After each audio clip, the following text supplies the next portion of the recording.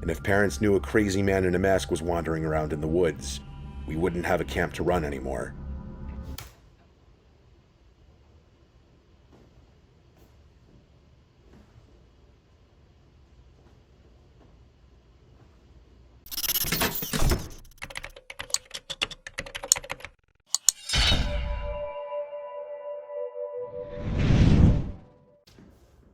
Am I tired?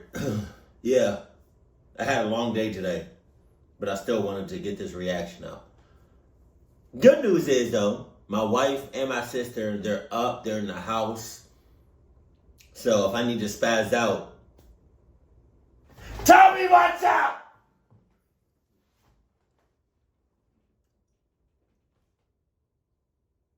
So?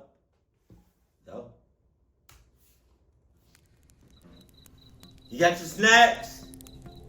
Okay. Adidas? Okay. And Cuddle Buddy? Okay.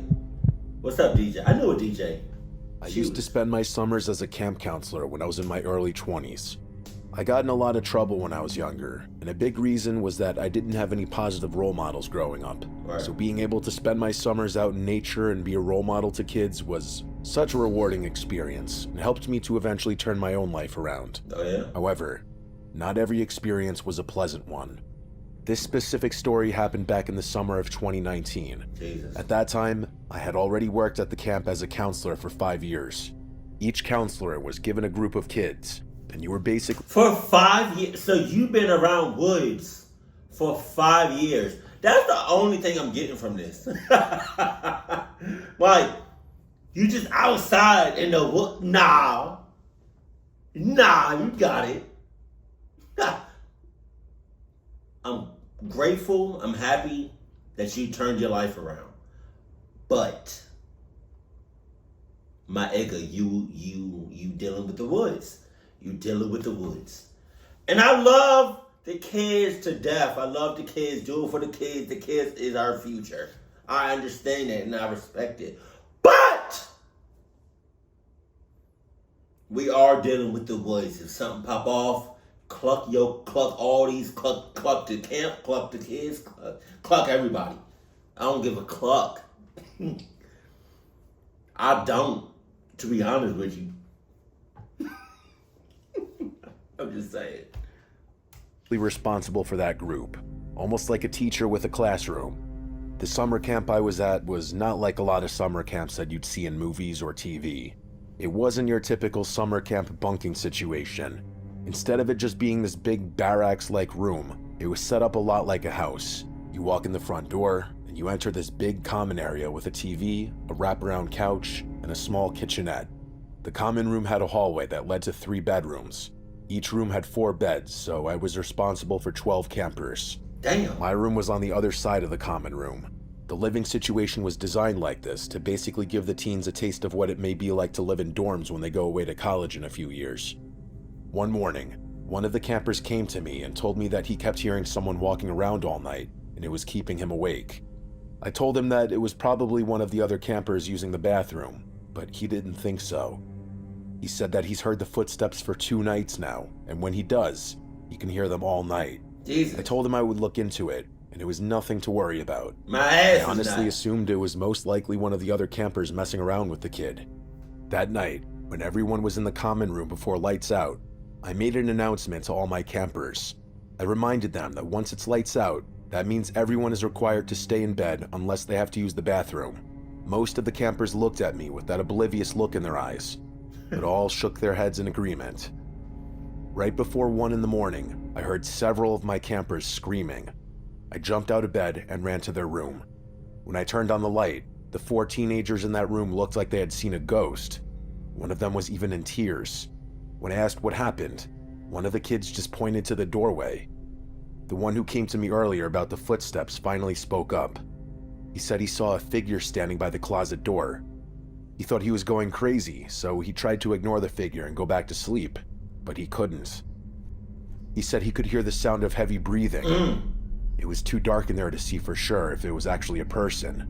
It just looked like a shadow obstructing the closet doorway. Instead of freaking out, he woke up his roommates. They also saw the figure, but they didn't know what it was. Apparently, the camper who was in tears was convinced it was one of the other campers from the other room playing a joke on them. He decided to get out of bed and approach the shadowy figure. Jesus. And when he did, the figure ran out of the room and slammed the door behind him. Oh my God. That's what caused them all to scream. When I asked one camper who tried to approach him if he got a good look at the figure, he said no. But whatever or whoever it was tall. Really tall. That's when he knew it wasn't one of the other campers. I still wasn't convinced a random shadowy figure was just standing in their room. Why? I told them to stay in their beds and I'd look around and make sure nobody was there. Due to all the commotion, the other two rooms were awake and were asking what was going on, and I told them to just stay in their rooms. I was convinced that it had to be another camper, maybe even one from another dorm. I believed that they thought they saw something, especially because I could see the fear in that one kid's eyes. I just didn't think it was anything to get worked up about. What? I searched the house, and I didn't see anybody, or even any evidence that anybody had broken in. The door was still locked, and there wasn't even any mud or grass tracked in from outside. It took a little while, but eventually I got the campers to relax and calm down. I decided to sit in the common room for a while and read. I was wide awake now, and I also wanted to see if this prankster was going to resurface tonight. I started to doze off after a while. I wasn't even fully asleep yet when I heard the wood floor creaking from down the hall. Okay. I sat completely still for a second because I wanted to make sure I was hearing what I thought I was hearing. It was footsteps, there was no doubt about it. I got up and slowly made my way to the hallway. I didn't want to turn on the light and scare them away. Remember, I thought this was another camper, so I wanted them to think they were getting away with their little prank. I expected to see one of them standing there like a deer caught in headlights, but that's not what I got. When I looked down that hallway, standing in front of an open window was a tall figure. I couldn't make out any details from this figure, but it was there. It was a dark silhouette, clearly a person. Its hand was on the doorknob of the same room that it had been earlier. I didn't scream because I didn't want to wake up the campers or scare them any more than they already were. The figure let go of the door and turned to face me. I had never been so scared in my life. I couldn't even see this thing's eyes, but just knowing that it was looking back at me made me feel like my legs were made of jello. Now that it was facing me, I could see that the figure was even taller than I thought. Its head was almost hitting the top of the door frame. Damn! This was clearly not a teenager. Just the way it moved, you could tell it wasn't a kid. I expected the figure to charge at me, but it didn't. It felt like an uncomfortably long time that the figure just stood at the end of the hallway. I could even hear them breathing heavily. Then, with a strangely erratic movement, it stepped out of the open window and it disappeared into the darkness. Oh my God! Then I called the man in charge of the camp and told him he had to call the police, which he did as soon as we got off the phone. Some of the other counselors who weren't responsible for staying with the kids searched the surrounding woods, but didn't find any sign of another person. When the police came, I told them everything I could, but because the information I had was so vague, they couldn't do anything. It's not like the cops can go off a description that says they looked like a tall shadow. I felt like we should have canceled the rest of camp, but the kids and their parents decided it was safe, and we continued with the rest of summer camp. Decided it was safe? You got a whole clucky out there. You got a whole cluck ass out there. That was in the same room as with the kids. And now the egg is just gone. He went back into the woods. Talking about it's not safe. Lord knows who else is out there. There's probably a gang of cluck asses. The family that operated the summer camp hired some off-duty cops to sit around the camp and basically be security. We checked every door and window throughout the entire property to make sure everything was locked. It was shocking to me that just about every window at the camp was unlocked. The first thing I did when I got home was make sure my windows at home were locked. I know that this story could have been much worse for the kids or me, and honestly, we're lucky that physically we left this unharmed. Seeing that figure messed me up. I can't imagine how those poor kids felt or even still feel. 2019 was not that long ago. The worst part of all this is the not knowing. We never got any answers. I have no clue where this shadowy figure came from I have no clue what they wanted, and potentially most disturbing, I have no idea why they were only messing around with that one specific room. It's the not knowing that will keep me up for the rest of my life. He probably one of them kids on some sus shit. When I was in high school, my parents made me attend some stupid religious summer camp. I hated the outdoors, and I wasn't a summer camp person. I liked to spend most of my time playing video games or hanging out with my friends in the neighborhood. I guess that's why my parents made me go. It was an effort to get me outside and hopefully make some new friends. Instead, I left summer camp with an experience I'll never forget. Something that I still can't explain. I spent the first few days getting acquainted with my bunkmates and just getting a lay of the land. It honestly was fun. I was starting to enjoy myself. As a 15-year-old boy, I also loved the fact that this camp was co-ed. I remember going out of my way to try to impress the girls. One girl especially, Jenny Messina, I started crushing on hard. I started basing my camp activities for the day based on whatever Jenny was doing. She was the superstitious type. Her favorite part of camp was sitting around the fire at night and listening to ghost stories, something I didn't think would be allowed at a religious summer camp. One night, while we were sitting around the campfire, one of our camp counselors told us a ghost story. I know I'm not the only one that thinks when they hear campfire or like they see a campfire, they think about that SpongeBob song, Campfire. It was like Patrick, SpongeBob, and Squidward. I forgot the camp.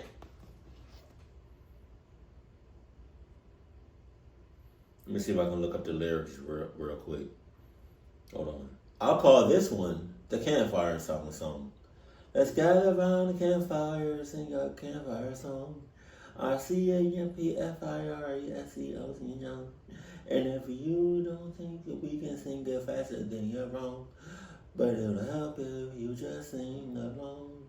Boom, boom, boom.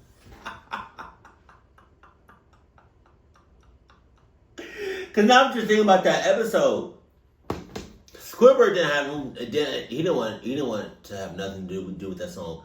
Patrick was about to burst a vein out of his side of his neck. Man, it was another episode.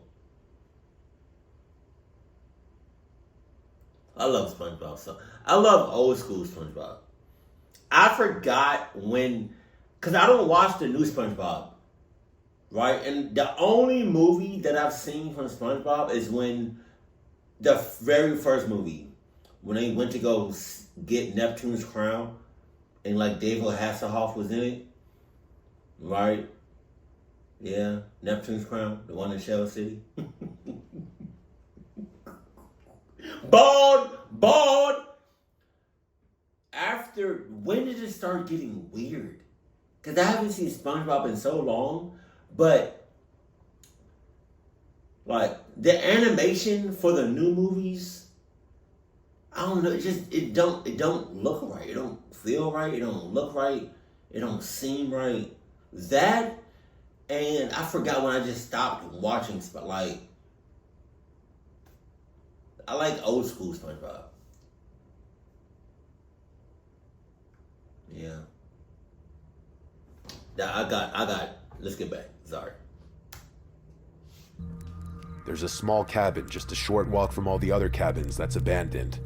According to the story, some horrific accident happened there decades ago, and ever since, the cabin's been abandoned. He didn't go into details about what happened there, but implied that it was gruesome, and he used the word evil. He then went on to tell us the classic ghost story tropes that one tells when they tell a story about some haunted... Hold on, wait a minute. Now, because now I'm out of context. So what you just said, was that real? Or was that a part of the like, because if it's real, why the hell are we still over there? I'm just saying, if it's real, it just got clocked the hell up, all the way up. And we're right here. We right here. Nah, I'm not clucking with it. Building. People have claimed to see figures walking around through the windows at night, or hear strange noises. And according to the counselor, one camper was never seen again. Right after that, the counselor screamed in an attempt to scare the campers, and it worked for about 50% of the people listening to his story. Everyone left except Jenny. She asked if there really was a camper that was never seen again. The counselor told us it was just an urban legend. My ass. Just a story they tell the older kids at camp to scare them. He doesn't believe it's haunted. We all sat around for a while after the story, talking about it. We all assumed they left the cabin there empty on purpose to give the story some weight, make it seem like it's actually a true story in some way. Having the empty cabin there for seemingly no reason gives the story a strange sense of validation. At least that's what some people, like Jenny, thought. The counselor eventually gathers us all up and tells us it's time to head to our rooms for the night. What he didn't know was that a small group of us had a plan to sneak out that night to play Truth or Dare. Jenny was one of the people sneaking out as well. We waited a few hours to make sure all the counselors had gone in for the night, and we snuck out. We met down by the water, which was about a 10-minute walk from the cabins. We wanted to make sure we were a safe distance from the cabins so nobody would hear us. There were 8 of us who snuck down there. The 5 boys got down there first, and the 3 girls showed up a few minutes after us. We sat around for a little while, and then started playing Truth or Dare. I'm not gonna lie to you. It's 8 of y'all that left the campsite when I felt like shit about to hit the fan. When it does, I do not expect all 8 of y'all to be back to the campsite. To be honest with you, because I'm leaving. I promise you on everything I love. If something pop off, I'm leaving every last one of y'all. I'll be the first one at the campsite, fast asleep. I promise you. I was using this as an excuse to try and impress Jenny in some way. At first, everyone was scared to say Dare and was sticking to Truth. When it finally was my turn, I said Dare. They dared me to go inside the abandoned cabin, of course, and stay there for 10 minutes. So it's real, okay. I could see Jenny look terrified, but I didn't care about this haunted cabin. I didn't believe the ghost story. We all quietly snuck up to the cabin. There was this weird uneasiness in the air. I think it was because everyone was thinking about the story from earlier, so it felt like there was this shred of truth. I only felt slightly uneasy because I was about to break into a cabin when I was supposed to be in bed. Breaking 2 rules was a lot scarier to me than a ghost story. I walked up to the door and looked behind me. Everyone I was with was standing behind some trees watching me. I was surprised that the door was open. I didn't have to force it or try breaking into a window. I just walked right in like I owned the place. I closed the door behind me and walked around the empty cabin. What you closing doors for? I'm leaving everything open. I'm leaving everything open, especially if I'm by myself. I'm not closing nothing. When shit pop off, I need everything to be open. I don't need nothing to stop me. I don't need nothing to get in my way. Cause when I'm running, I don't need no barriers, no nothing. I just need open access because, yeah. And I promise you, if you are in my way, I'm knocking you over or I'm pushing you out the way. It was dark. There was a little light coming inside the windows from the moon, but it was still mostly dark. It smelled old and musty in there, like nobody had been in there for years. It also felt colder than it should have. I continued walking around, trying to beat out the clock, and then I heard the sound of wood creaking behind me. It sounded like somebody walking. I turned around, and nobody was there. Jesus. I thought to myself that maybe the wood had a delayed creak from my walking. I know that doesn't make sense, but that's what my teenage brain thought. I looked at my watch, and I couldn't believe only 2 minutes had passed. I felt like I had been in there for 20 minutes. There was a structural beam in the middle of the cabin that I decided to lean on while I waited. When I was standing there, I started hearing that creaking sound again. I looked all around the cabin, but it was still just me in there. Then, I heard the sound get louder and faster, almost like someone was running on the creaky wooden floor. but nothing was there, and then just stopped. I looked at my watch, and only another minute has passed.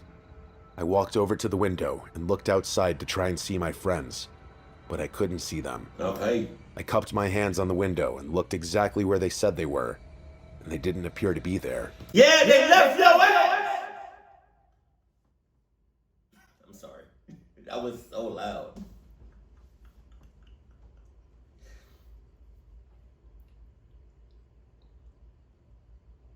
To be honest, I would have left too.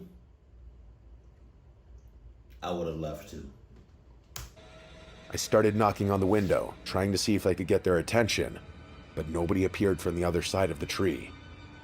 I didn't want to admit this to myself, but I was scared. The story and how all my friends reacted to it must have gotten to me on some level, because I felt off. I decided I was going to leave. I was sure that my friends would love to rip into me anyway. I walked over to the door to leave, and when I tried opening it, it wouldn't open. Oh my God! I tried to force the door open, and it still wouldn't budge. I looked down at the doorknob. I thought maybe I accidentally locked it when I walked inside, but there was no lock on the door. I thought it had to be sticking then. I started to slam into the door, and nothing happened. While I was doing this, the sounds coming from inside the cabin were getting louder. There's nothing in there that you can break a window with?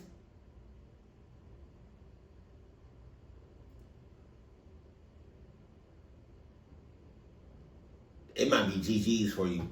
It might be GG's, bro. The footsteps were loud and happening all around me. It felt unnatural. I swear I felt something sinister at that moment. It felt like someone was standing right behind me.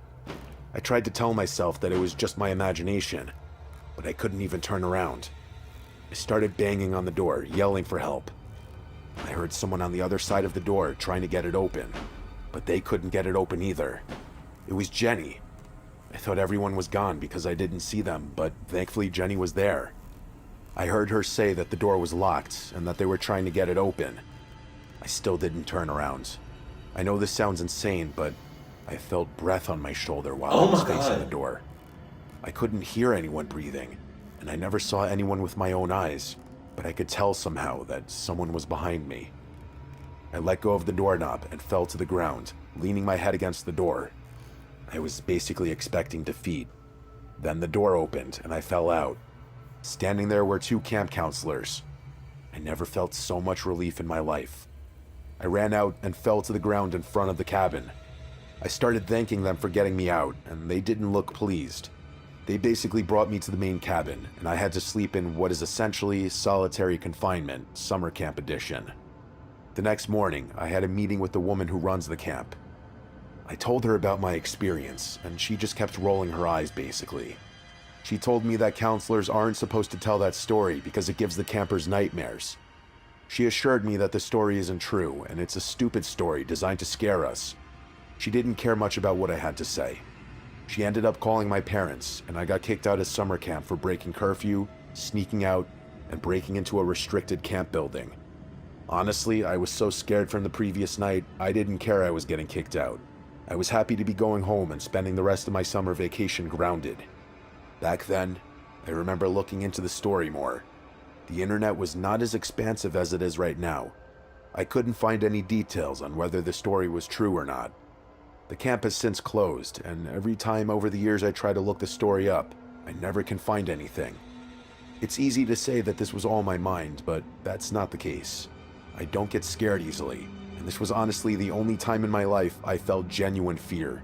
It's the only thing that's ever happened to me that I truly can't explain. I've heard wooden floors creak, even extremely old floors, and none of them have ever creaked so methodically before. I've always intended to drive up there sometime and see if the cabin still stands. If I do, maybe I'll go inside again and give that 10 minutes another chance. Who knows? Maybe this time I'll last the entire 10 minutes. Hell no. So it was a real story. They just covered it up like it was like a... Damn! and run the camp, but because they're getting older, they aren't really hands-on anymore, and they haven't been for a few years now. I take care of most of the activities and daily operations. Our camp runs 3 separate 12-day sessions during the summer. The 12th day is on a Friday, and we get a 2-day break before the next session starts on a Monday. Well, all the other employees get a 2-day break.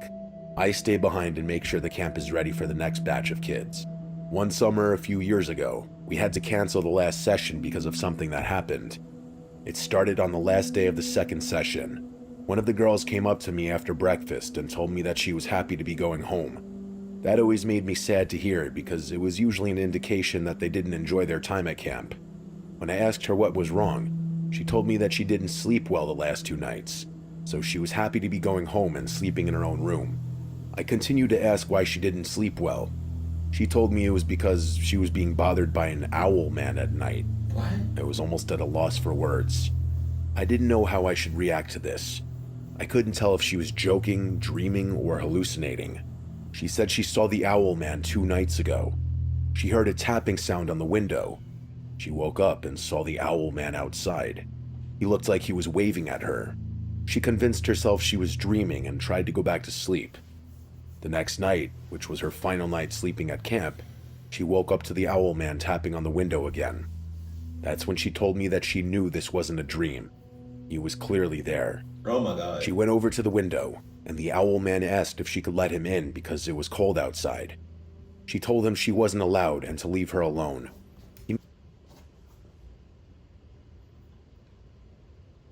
You're an owl man. You're an owl man. Aren't you meant to be outside? Fuck on my face! Made a sad sound and ran into the forest.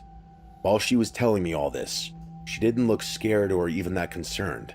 She just looked tired. I made sure she was okay, and she was, and then we went our separate ways. I waved it off as a vivid dream or just a crazy imagination. After all, an owl man is a ridiculous-sounding creature. All the kids left, and I started getting the camp ready for the next session that was going to start that Monday. Just little tasks to get everything in order. Throughout the rest of the afternoon and evening, I kept hearing strange noises. I ignored it for the most part because I knew I was the only person on the grounds at this time. That night, I was staying on the grounds doing some paperwork and planning some of the activities for the next session. While I was sitting at my desk, I continued to hear these noises outside. I kept looking out the windows, but I never saw anything. Our camp is secluded in the woods, so it's not impossible for there to be an animal outside lurking around. A few hours into the night, I was finally getting ready to sit down and take a load off. Just as I put my feet up, a blast of light came through the blinds from outside. It was the motion sensor floodlight on the side of the house. I got up and looked outside. Still, I didn't see anybody or any animal out there. I won't lie, that freaked me out. This wasn't a sensitive floodlight. It doesn't just turn on when a raccoon or something small comes by. Something big enough to activate the sensor had to turn it on. And that's what freaked me out. I didn't even make it back to my chair when I thought I heard a scratching sound coming from the front door. Okay. I shouted and asked if anybody was out there, and nobody responded. I just kept hearing that scratching sound. That gave me a little more reason to believe an animal was out there, but it still didn't make a lot of sense. The animals around the camp never tried to get into one of the cabins this aggressively. I stormed over to the door and smashed my fist into it to try and scare the animal away, and it worked. The scratching sound stopped. I started listening through the wooden door, trying to hear anything I could so I could determine what animal was outside. A few seconds later, I heard the undeniable sound of footsteps descending the wooden stairs that led to the front door. I was in shock and fear all at once. I finally worked up the courage a few seconds later to stand up and look out the window that's next to the front door. I expected to see a person standing in the driveway staring at me, but once again, it was just the darkness and nothing else. I flipped the light switch on that turns the outdoor light in the front of the house on. Once again, I expected to see someone lurking, but again, nothing. I turned the light off and went back to my chair. I sat in silence for a while, trying to figure out what was happening. During that time, I didn't hear or see anything that made me think twice. Even though I know I heard the sound of footsteps, I convinced myself that I had misheard whatever was out there, and it had to be an animal. It was the only logical thing that made sense. A few hours passed, and I was getting tired. I eventually fell asleep in the chair. I'm not sure how long I was asleep when I heard a loud crash come from the back of the house. I jumped out of the chair because the noise was alarming. I could see the floodlight was shining in through the windows again. Instead of scratching, I heard a light tapping sound, this time coming from the back of the house. The tapping was coming from the other side of the glass sliding door that led to the back deck. I had curtains in front of the door, so I couldn't see outside. As I got closer to the door, the tapping was getting louder. I finally reached the curtains. I pulled them back, and standing just behind the sliding door was a man wearing a bright white owl mask. Jesus. He was tapping on the glass door. It almost looked like he was waving back at me the way he was tapping. I started shouting in a panic, but the man didn't react. He just kept tapping. I tried to shout at the owl man to go away, but I think just a mumbled mess slipped out of my mouth instead. After I shouted at him, he stopped tapping. We just stood there staring at each other. The owl man grabbed the sliding door and tried to open it, but thankfully I had it locked. He asked if I could please open the door so he could show me what was in his bag. What? I wanted to act, but I couldn't move.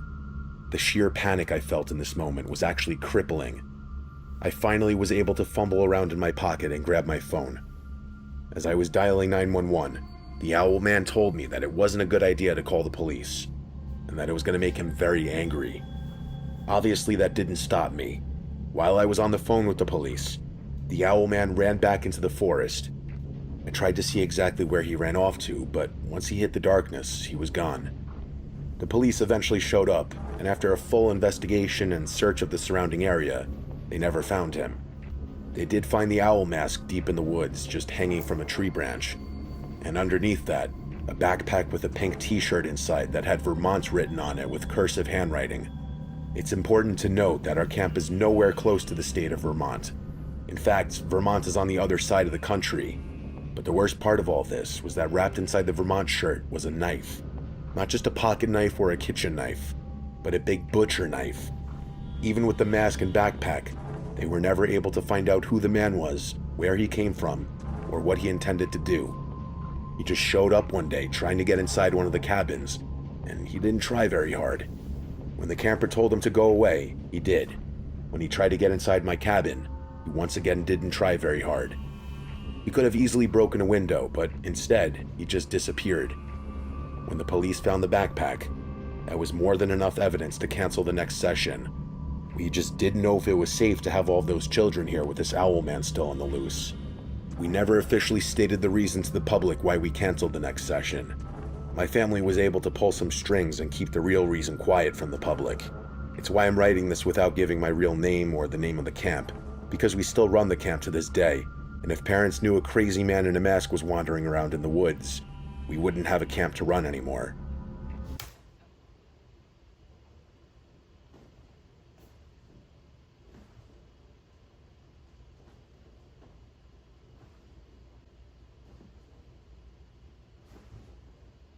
So he's gonna still pop up?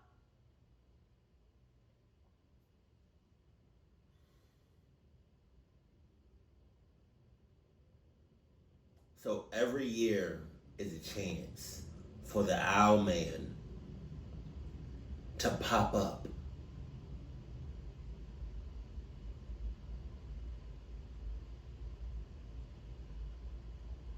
And do something to the kids or to the counselors. Why can't I just move the business of the camp? I don't know how to say it, but why can't you get does it have to be at that location? Y'all can't just pack up and move to a different part of the country or something because you not saying nothing to the parents and to the public.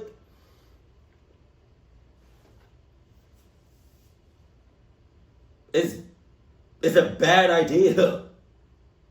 Y'all might get sued, to be honest.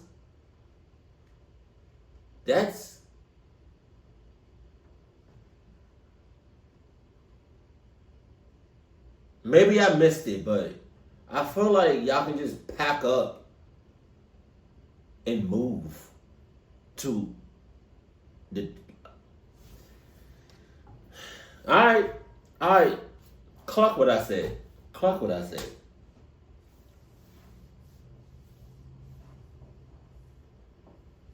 One of these days, that owl man gonna clock one of the campers up, and then y'all gonna be like, "Well, damn, maybe we should have said something. Maybe we should have moved to a different spot." Nah, that's crazy. It's been a few years, and nothing like this has happened since. We even hired security guards just in case. Ever since that encounter, I've been on high alert every night, just waiting for him to come back. Why? I hope every day of my life that this was just an isolated event, and that wherever the Owl Man is today, he stays there and never comes back to this camp. But he is, though. He is. And you don't know who he knows or what he got packing. Pause. That's stupid. That is so stupid. The Owl Man gonna come back and cluck up the camp, the entire camp. That's no lie. He just might.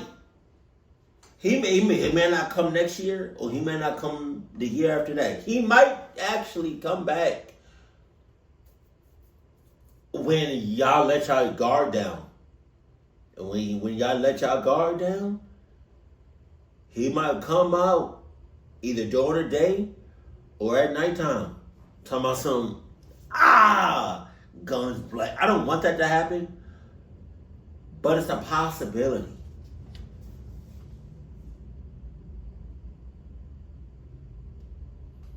I'm nervous, bro. You should have said something. You had two options. You still got options. You can either say something to the parents, right? Or if you don't want to lose your business, go somewhere else. You got it. Keep it cool. Keep it classy, and I love you. Stay happy. My family.